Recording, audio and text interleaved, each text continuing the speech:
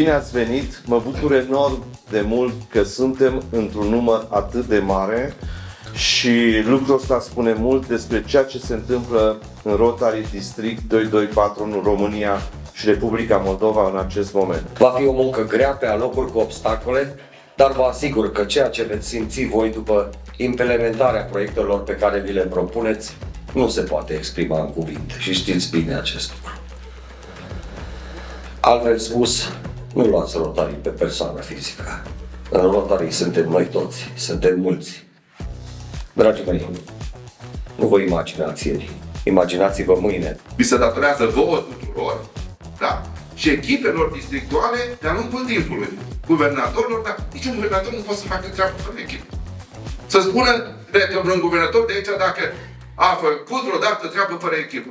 Eu nu cred că este nimeni. Da? Pot să facă o părticică micuță și așa mai departe.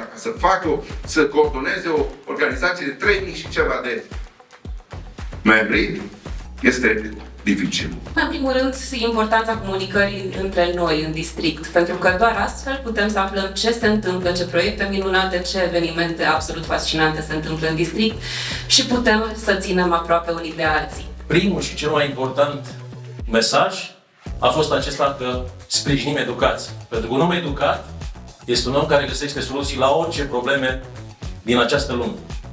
Este pentru a doua oară când este acordată această onoare de a organiza un eveniment internațional districtului nostru. Prima oară a fost în 2017, s-a întâmplat la Cluj și sunt sigur vom avea pe președintele Rotary Internațional, Gordon McKinley, în București, în România și în districtul nostru, România și Republica Moldova.